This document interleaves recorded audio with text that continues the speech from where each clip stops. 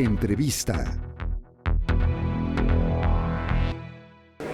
Estamos con Mónica Lavín, que nos presenta su obra Tonada de un viejo amor. Bueno, venimos de leer Los últimos días con mis padres, esa obra entrañable que vimos, que sentimos, que nos puso un poco tristes y nostálgicos. Y ahora está esta obra. ¿Cómo migra Mónica Lavín de una a otra? Aquí está la versatilidad del autor, ¿no? Claro. Fíjate que estoy escribiendo una nueva novela después de Últimos días de mis padres, pero Planeta tuvo una idea que a mí me cautivó, que es relanzar mi primera novela. O sea, Tonada de un viejo amor es la novela que me hizo novelista. Yo había escrito cuento. Me gusta mucho el cuento, sigo escribiendo cuento, pero de repente un día, te estoy hablando a fines de los 90, tenía yo una historia que creí que era un cuento y es una historia que sucede en el norte del país, Parras, Coahuila, y me desbarranqué a la novela. O sea, me pedía otras cosas el texto, me pedía conocer más a los personajes, más situaciones, y entonces estuve varios años entendiendo el aparato novela, es decir, cómo me volvía yo escritora de cuento, que es un trabajo de un como decía García Márquez, como de un molde de cemento, yo digo que como de matamoscas. Paz. La novela la vas descubriendo, no sabes todo y además vas descubriendo la forma.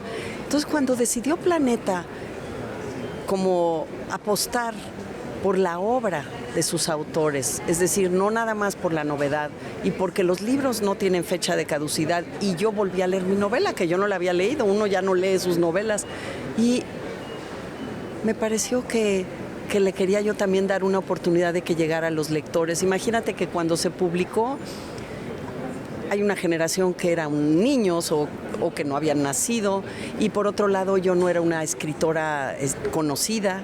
Ahora el tiempo me ha dado algo más de lectores y claro, eso es fascinante, y me dicen todos, yo no conocía esta novela.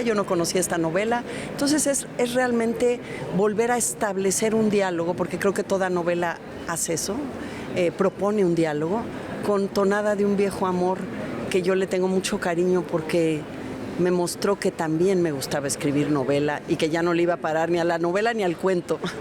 Excelente. ¿Y cómo fue esta visita a una obra ya conocida? Mira, primero, claro que sabía la historia, de qué se trataba yo ya lo sabía, pero la experiencia lectora, me acuerdo que me senté y dije, a ver, ¿cómo siento yo mi novela? A ver cómo veo a la que era yo. Entonces, lo interesante es que uno se mira como si fuera otra esa persona, y puedo tener una actitud incluso crítica, despegada y distanciada, y me estaba gustando.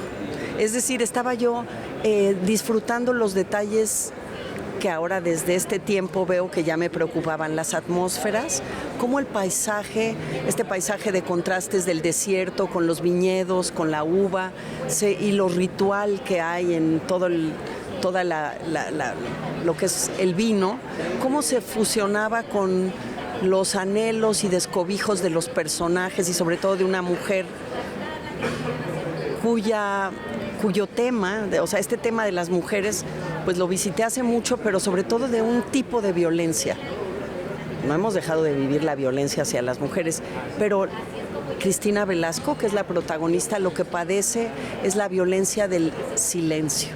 Le dejan de hablar en el lugar donde vive. Ella pertenece a un sector social porque se ha enamorado del hombre incorrecto, del hombre que no pertenece.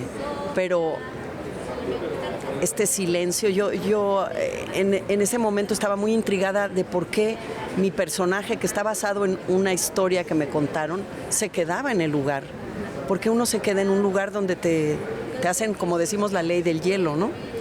Entonces, para resolver eso, dije, ¿quién era esta mujer? ¿Cómo pudo ser su pasado para enamorarse de un músico gringo a cierta edad, traerlo y que le cierren las puertas? ¿Y por qué se queda? Y sobre todo, ¿por qué se queda? ¿Qué hay en un lugar? ¿Qué es la pertenencia?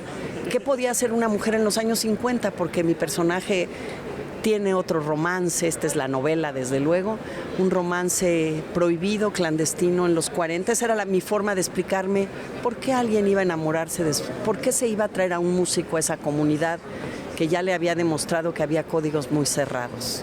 pero es una transgresora. También el tema de la transgresión, escribir es transgresor, y el tema de la transgresión de las mujeres me gusta siempre, y el de la fragilidad, y el de la búsqueda del amor. Sí, justamente, ya visto a ojos de, por ejemplo, del feminismo, cobra otra mirada, ¿no? Cobra otra importancia. Pues nos quedamos con estas imágenes que ofrece Mónica Lavín, con una obra interesante, provocadora, además, por todo lo que encierra este tema. Una mujer, pues muchísimas gracias, Mónica. Gracias a ti, encantada.